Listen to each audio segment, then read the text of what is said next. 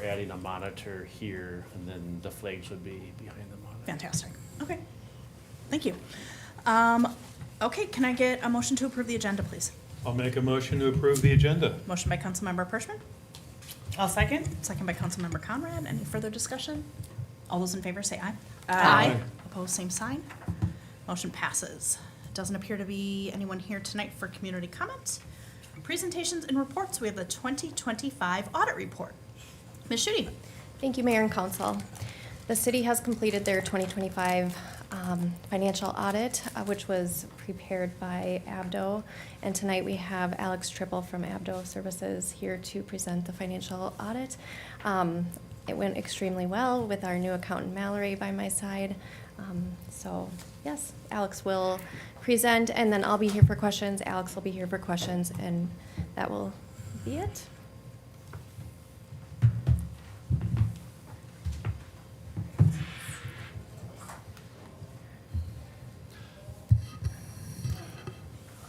All right. I'll start by introducing myself. Like Lynn said, my name is Alex. I am a manager with Abdo in our government group.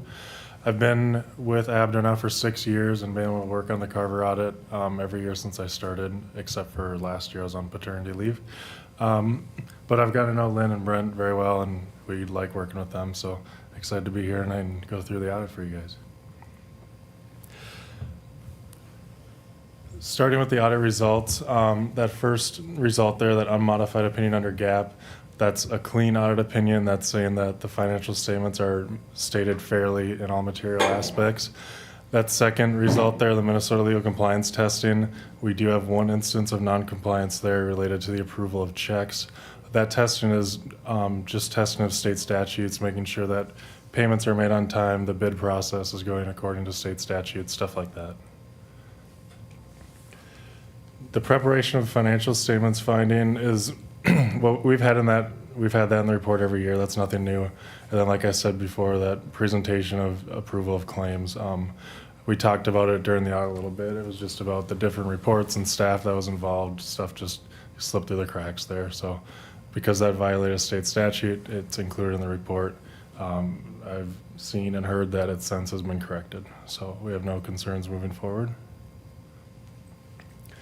Under the general fund balance and budget, that top orange line there is the total expenditures in the general fund.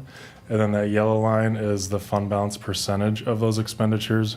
And then that black line, that 40%, is the fund balance policy, the minimum fund balance. You can see that increase from 40.5% to 44.2% from 24 to 25. And that percentage is based on the following year's expenditures. So that large increase in the budget from about $4 million to $4.3 million, you guys are still with a good cushion and fund balance to prepare for those expenditures. Looking at the general fund as a whole, comparing the actual revenues and expenditures to the budget, you had a favorable variance in both revenues and expenditures. That revenue variance, I just have a couple of things I want to make sure I don't forget. That revenue variance, a good chunk of that is from special assessment revenue.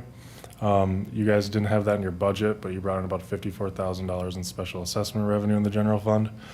And then the rural fire contract was budgeted for $160,000. It came in at about $137,000, so $23,000 favorable variance there.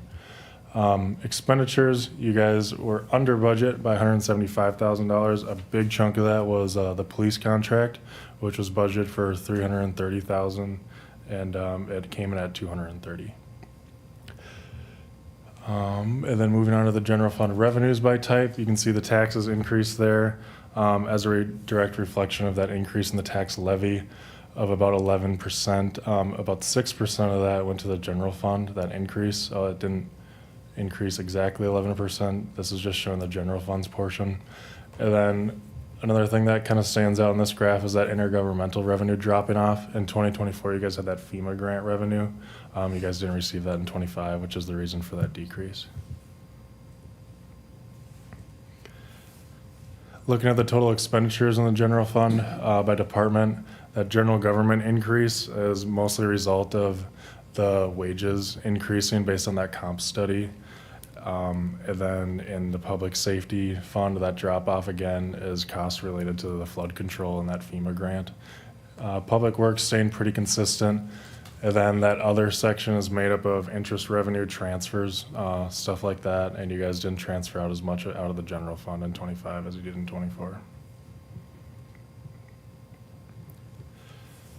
This and the next graph are just going to look at the total fund balance, the ending fund balances by different types of funds.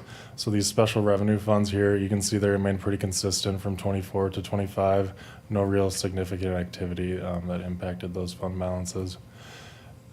This is a different story. The capital project funds, these fluctuate a lot. They're designed to. As money comes in for projects, the fund balance increases. As money goes out, the fund balance decreases.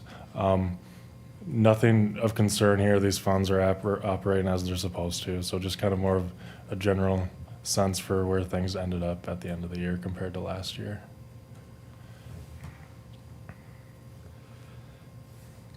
This is the total debt service, I guess outstanding balance, asset balance, and cash balance in reverse order of what I just said. The graph below kind of paints a better picture of what we're trying to portray here, which is the debt obligations due in the coming 10 years. Those obligations, those payments made up of principal and interest, they're funded by tax levy, interest earnings, special assessments. You guys plan to cover those and have a plan to based on your levy and budget. As far as your total outstanding balance, that 15.5 million there in bonds outstanding, that's well below the 3% statutory limit, and that's 3% of the estimated market value of taxable property in the city. If you get close to that 3%, that starts to come into play with state statutes, but you guys are well below, you're not even at 1%, so no concerns there either. Now I'll go through the enterprise funds, starting with the water fund. This top graph shows in orange and green there the total money that came into the fund, and then in yellow and black the total money that went out of the fund.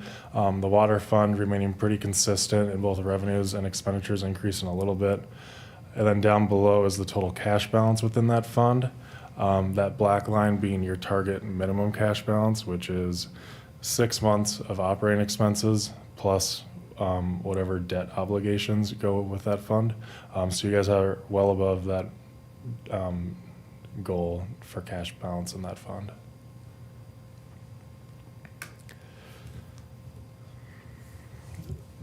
The sewer fund had a pretty big increase in both revenue and expenses.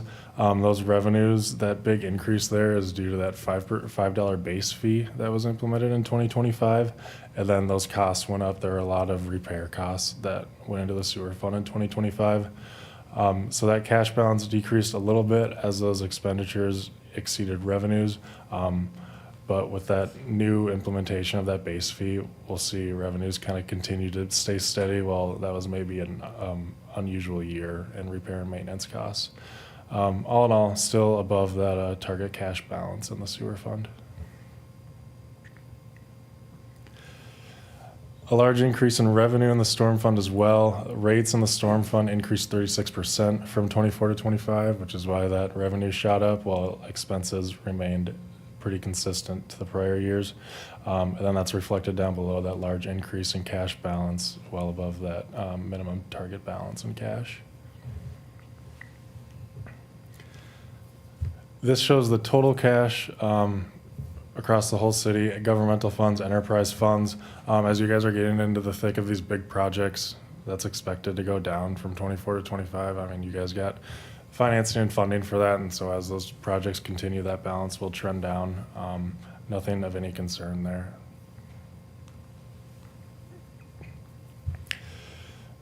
Moving on to some of our key performance indicators. In orange on the left there, that's class 4 cities. That's cities in Minnesota with a population less than 10,000. For some comparative information and visuals there. And then in yellow is other cities within Carver County. And then that black line represents the city of Carver. Overall, your tax rate is below the average of the class 4 cities and the cities in Carver County. And then moving on to that second chart, that shows the city's total property tax rate divided among the different taxing jurisdictions. So the city tax rate in orange there at the bottom, you can see how much that makes up of the total tax rate within the area. Yeah.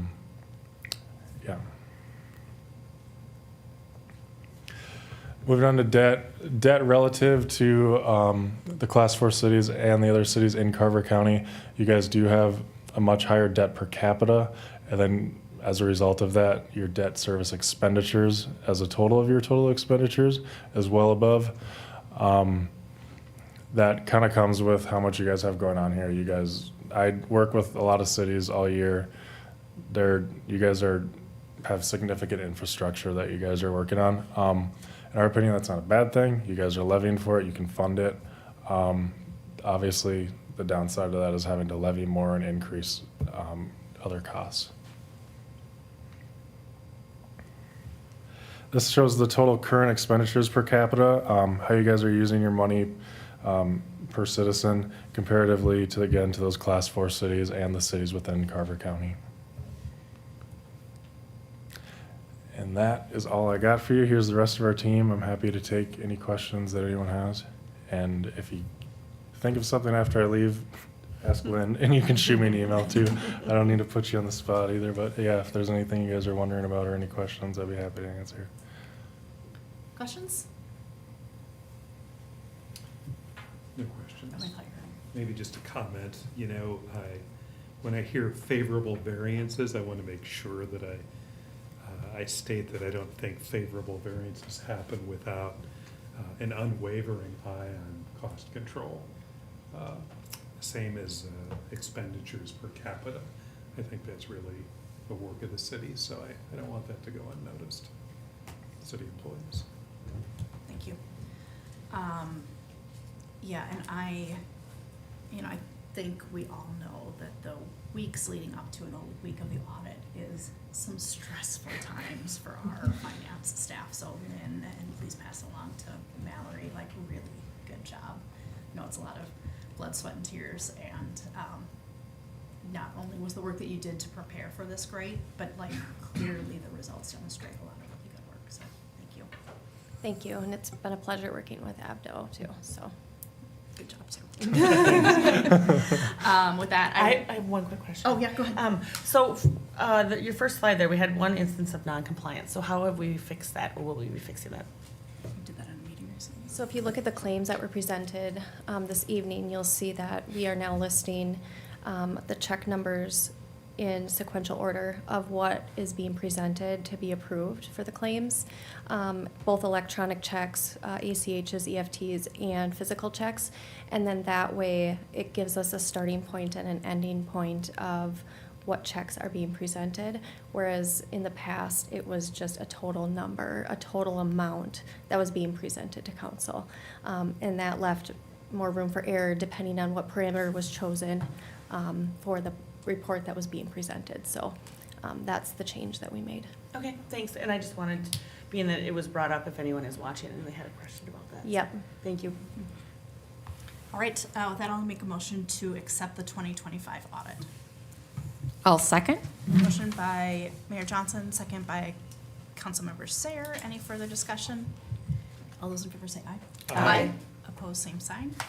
Motion passes. All right, thank you. Yeah, thank you guys. We don't have any public hearings this evening. Can I get a motion to approve the consent agenda? I'll make a motion to approve the consent agenda. Motion by Councilmember Pershman, I'll second. second by Councilmember Conrad. Any further discussion? All those in favor say aye. Aye. Opposed, same sign. Motion passes. All right, I'm not gonna throw anyone under the bus, but we ran long. Oh, I thought it was because I ate your Reese's candy. No, but now that you've made that public and on the record. We ran long in the work session, so we're gonna revert to some work session topics, going back specifically to the 10-year staffing plan update.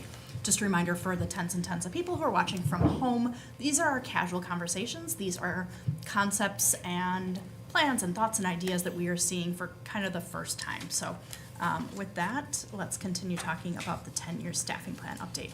I know, Eric, you had the floor last. Did you finish your thoughts? I think I did. I think Okay. that it may be worth a further discussion about our information technology specialist being 10 years out. And as IT is more and more a role in virtually how everything is done, not just maintenance, but again, ideation about what can be done, that we look at a sooner time frame than 10 years. And I'll shut up with that. Lori, any thoughts? No, I'd be curious to know how we do the partnership with the county sheriff's department, where we share with the city of Victoria. If there's any other models where if we're at a spot where we don't need a full-time IT person, is there? I think Brent had mentioned that a little bit. Yeah, I think Yeah, we're what- exploring opportunities. Just we haven't been able to connect on something that works for both sides, but I think we'll continue to explore that as our needs become more defined. Thank you. Christy? We talked a little bit about the Well, fire chief. that's okay. I was, Eric, if you were to, when you're looking at the IT specialist, is there one then that you would like to flip-flop it with? Have you looked in the list there and there's something that you want to push back in order to move that forward, or hadn't got that far? That's a great idea. I hadn't gotten that far. All right. Yeah, I mean, we talked about the fire station, or the fire chief, in the previous session, so. My concern with moving the IT specialist up is that when you're working with IT in the private sector, all of the efficiencies that you have can they'll decrease your expenses, but they'll also possibly and probably increase your revenues. And as a city, we don't have the increase in revenues to help offset the cost of an IT specialist. All we have is savings, and the most expensive thing we have on our budget is our people. So by moving someone forward, that makes a huge impact on the budget. And so if we can't see the efficiencies leading to the savings that would justify it, I don't see how we can justify moving it forward, would be my concern. I also have, because, a lot of the things that I brought up and talking about kind of toe that line between communications specialists, because you kept mentioning communications as to IT. Is the communications part of it something that we might need more than, or You're going to earlier? take my Oh, comments. sorry, differently. or earlier, maybe I should say more, earlier than the IT. Again, because we were talking about this before, I was saying, so, we only have so far that we go right now. That doesn't mean, again, there might be a robot in here in 10 years, we don't know that. But is it something where we are going fine with status quo because we aren't a for-profit business, that maybe it makes sense that isn't getting pushed up, or maybe it does. I don't know enough yet about what that could look like, but the communications part of that, which is some of the things I mentioned too, I think are kind of important, because that is a lot of the different things that we are working with every day, and it directly hits our community when we have that. So I don't know, I'm not sure. Again, this is the work session part where we start throwing stuff out, so that's been crossing my mind too. So my thoughts on that. So first of all, I want to recognize that everything 5 years out and more is in the conceptual phase, and really so much can change. Respectfully, we should be focusing more of our efforts on the annual budget, the critical review phase a little bit more. I get it that we have a big long list. I always take a look at the communications specialist, right? It's wild how you look through the lens that you're the most familiar with. And I would love, my first kind of gut feeling is always I would love to see that come up a little bit sooner, because I know the importance of communications. I bet we all do. But then I look at it, and we are sitting in here with our communications specialist and our chief communications officer in both Brent and Brenda, who are serving these roles really as other duties as assigned right now. And I think we're doing a great job. Do we have, fun and funny videos on Facebook? No, but that doesn't feel like a need. And I think we've always kept a really need-based staff. So I think that that can wait. I'm open to figuring out the fire chief, but I remember when that came up, probably a year ago, when we still had Callie as the fire chief, and he came in and was like, we could use a full-time fire chief tomorrow. And I pushed for it in 2026, and it was a little bit of a compromise to go to 2028. So I know that it is hard to find somebody who has the duties and responsibilities of a fire chief and want them to do it off the side of their desk. And like, there's a pretty unique unicorn that you need to fill that role as a part-timer, somebody who has the experience and, like, quite honestly, like, has the time to give that role. My only other thought is we're looking at this. Brent, remind me, we didn't hire in 2026. Did we also not hire in 2025, or did we? I think we added a public services technician. But I think, you know, as we're talking about kind of taking a really critical look at the budget, we're already doing this. We're on kind of a soft hiring freeze in 2026 and 2027, anticipating some larger capital improvements that we need to do. So let's just make sure that that's on everybody's radar. So one more question here about my pontificating on an IT specialist. Brent, can we go to one of our neighboring towns, like Victoria, and say, what did having an IT role do for the city that might not have been expected, other than, you know, the maintenance things we kind of think of? What did that role do for the city that created some efficiencies? And were those efficiencies enough to overcome the salary of that individual? Maybe we don't know. Maybe we should ask that. Because I think maybe we're focused on fix-it stuff. And do we need a dedicated fix-it person? Probably not. But I'd like to know what that role has done for another community, and did it pay for itself? Sure, we can do that. I think All that'd right. be good, Eric. That would help get a better view of it for sure. Yep. And I don't know, Eric, I hear your concerns, but I don't think you're advocating for it in 2028 or 2029 necessarily. Well, let's find out Okay. what's going on. I'm not advocating for it in 2027. Okay. All right. Okay. All right, any other comments on the 10-year staffing plan? All right, let's move on. Before we Oh, move yeah. on, so I have, for to-dos, to update that table with Dahlgren and San Francisco residents. We'll do an exercise with Victoria on, because they just started that new position 2 years ago, 4 years ago. It's Lynn's husband. They got a really great IT guy.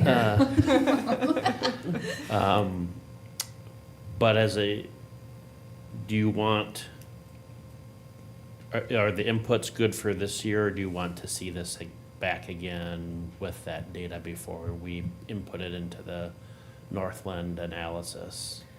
I think we should see it again. There's been enough discussion about the different positions and things that other information, at least especially for the fire chief, I think I need a little bit more for me to make a decision on that.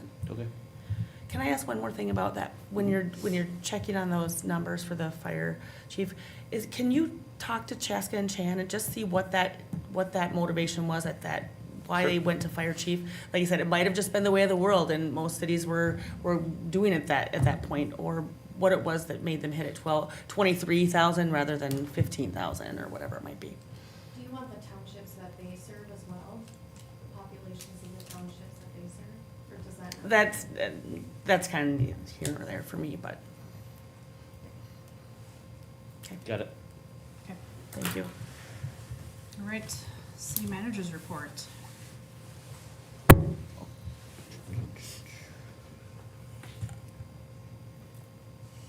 So a couple of things. We are continuing, I think I mentioned this at your last work session, to work with the city of Chaska on the eventual reconstruction of Spring Creek Drive. As you may recall, Chaska is gonna be installing a I believe sanitary sewer. Does that sound right, Andrew? Sanitary sewer, on the north side of Spring Creek Drive, and so the whole road is gonna be reconstructed, and what we have offered to Chaska staff is that the actual reconstruction is gonna have a bigger impact on our community than their community, just because of the location of the meadows at Spring Creek, and so they agreed after we reached out, and so Aaron Schmidt is going to kind of be heading up that project, if you will, so he'll be kind of managing and making sure that Brenda and I get the communication outreaches to those residents on when it's gonna start, key contacts, potential, road closures or soft closures, et cetera, if you will. Plus, this gives us an opportunity if there is like an issue reported, not that Chaska couldn't handle it, but it gives us the opportunity to handle it personally rather than saying, call the city of Chaska. I think frankly, everybody wins in that scenario, so just wanted to give you an update on that, and as we learn more about their project and when it's gonna occur, we can share that out with you and impacted residents. Regrettably, Aaron Smith shared with me that our prospective tenant for 490 Old Carver Road elected not to move forward, and so just wanted to share that news with the council and see if you are still interested in trying to get it leased out or where you're at with that. Yeah, Lisa. Yes, please. Yep. JCP and CASA 11 improvements. I think I already covered that, actually. I was gonna give you an update on that, which I covered in the facility, or the preview for the long-term plan, so that I covered that already. Look at that. Fire board meeting is April 27th. We're gonna have you remote, Councilmember Conrad, for that. One of the things it's been a while since the council asked for this, but it's been still on our radar as a discussion of adding a fourth tier to your water rate system.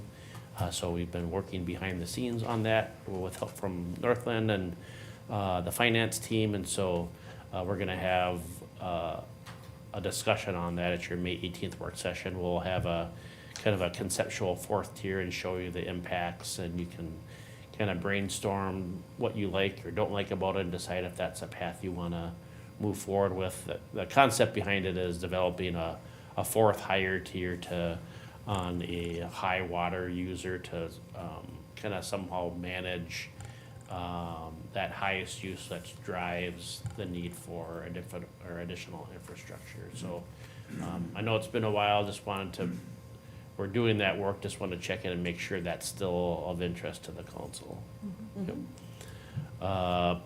Mentioned it quite a bit tonight already, but Public Services Department still working on that design development update. We have a pretty big meeting this week that'll probably put us in a position where we can start to schedule a work session with the council on the work that the team has come up with and some preliminary cost estimates.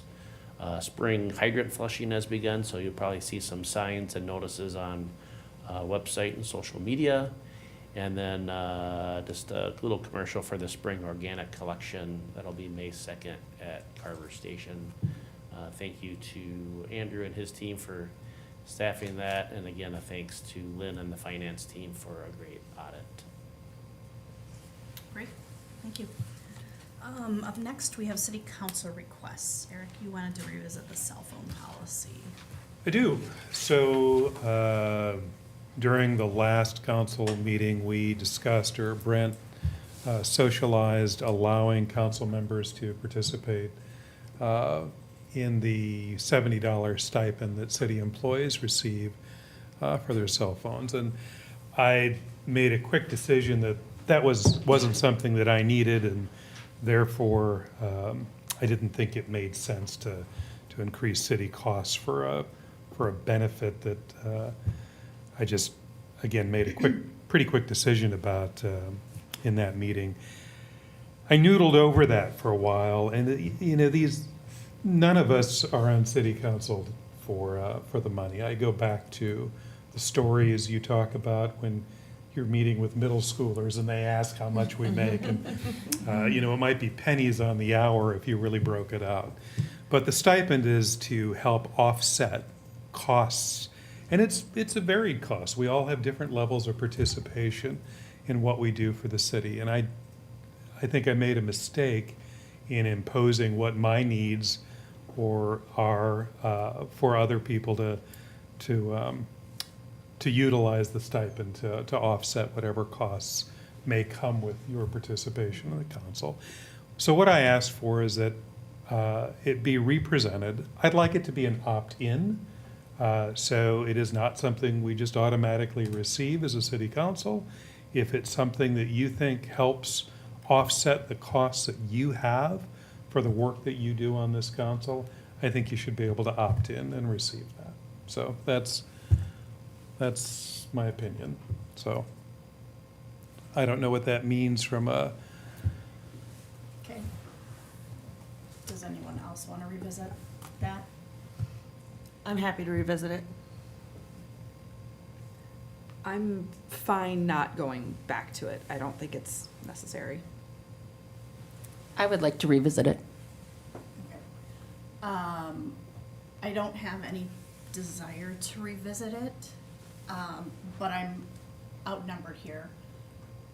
I would actually advocate, because I think it's not transparent. I think a cell phone reimbursement should be for folks who have an exceptional use of their cell phone for these roles. And I don't think, and maybe this isn't really biased, this is absolutely through my own lens, but I don't know that anyone else uses their phone as much as I do for this role. And maybe it's definitely a biased perception, it's definitely coming from a place of privilege.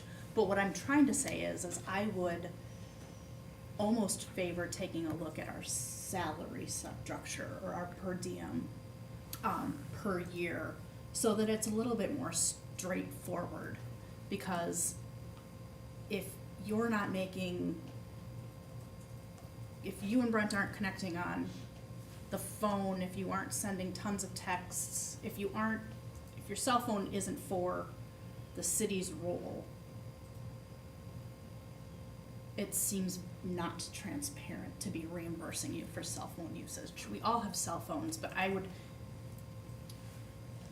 would say that we probably should revisit what we earn as council members and mayor, instead of taking a look at a cell phone reimbursement that would be $900 a year. so I'm gonna push back on that, because that is true for everybody. I don't think there's a city employee who doesn't already have a cell phone, but they do use it. I want to be really clear that I'm only talking about the 5 of us. Okay. City employees, I have no problem whatsoever. But I it's think that this- it's different for us as elected leaders. Okay, but it is the same logic. City employees have their own phones. It is a mechanism to help offset some of the costs that an employee or a city council member may have. And again, we all have different levels of participation, but this is an opt-in. So is it $900 for each one of us? Not necessarily. It's an opt-in. Everyone can make a decision whether or not they think their level of work and what they're doing for the city necessitates that. I don't, and you used the word, you said bias. I wanted to be sure that my bias didn't impact my decision. It did last time. I had to think through that, and that's why I asked to bring it back up, because I was looking at that through my lens. And Yeah, no, I get it. I get it. And I just want to be really clear that my comments are only for the 5 of us. Yep. Do you want us to keep on with the debate if it's gonna come back? Cause if there's 3 of the council members who have asked to revisit it at a regular, No. or are we revisiting it now? I'm just, Well, I'm trying to figure unless out where we're somebody at. says like, yeah, let's revisit our salary structure instead, but I don't know that I have the support for that, so. Okay. I just don't wanna, if it's gonna come back, if we're gonna keep going through the whole thing, are we gonna go through the whole thing a second time when we bring it back to the council meeting?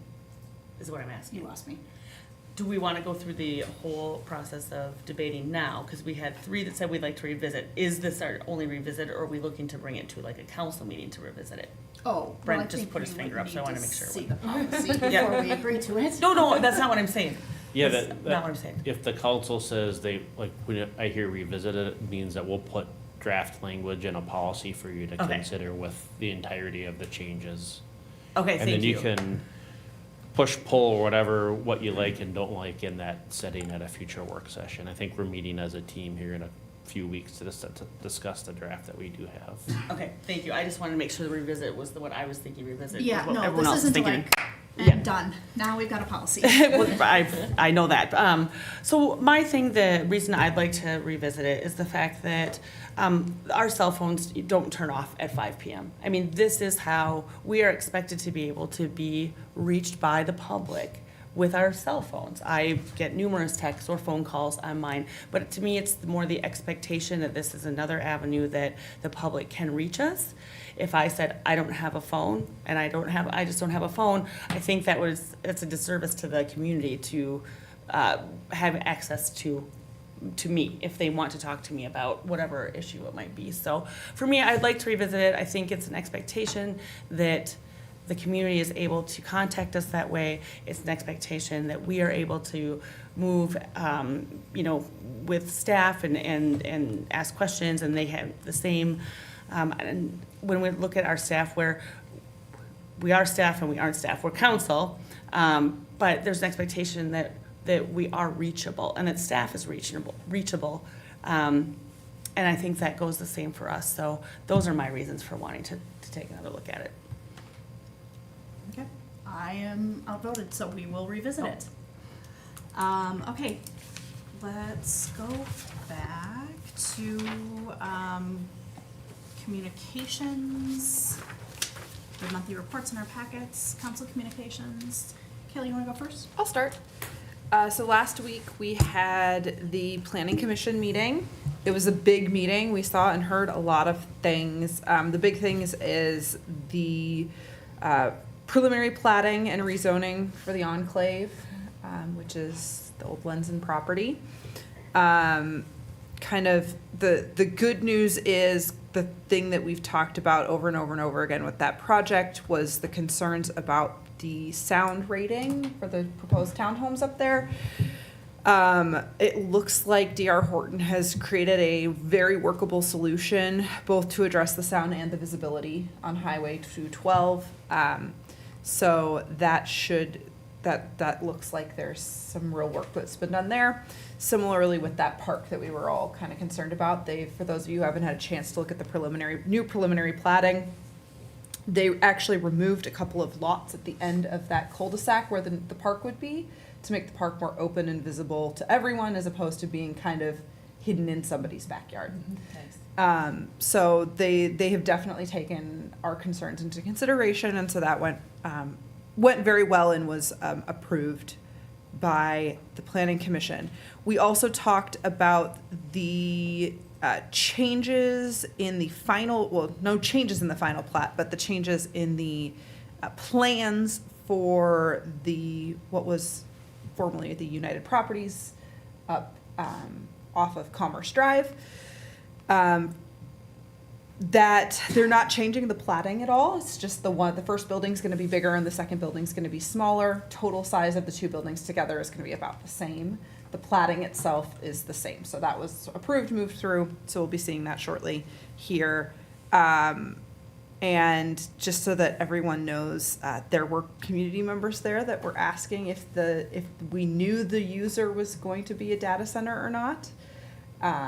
And so I'm really glad that I was able to tell them, no, it is not, and we have a plan in place to make sure that the concerns about data centers are addressed going forward. So thank you to my fellow members on the council for having picked up that baton very quickly and put that moratorium in place. So that's Planning Commission.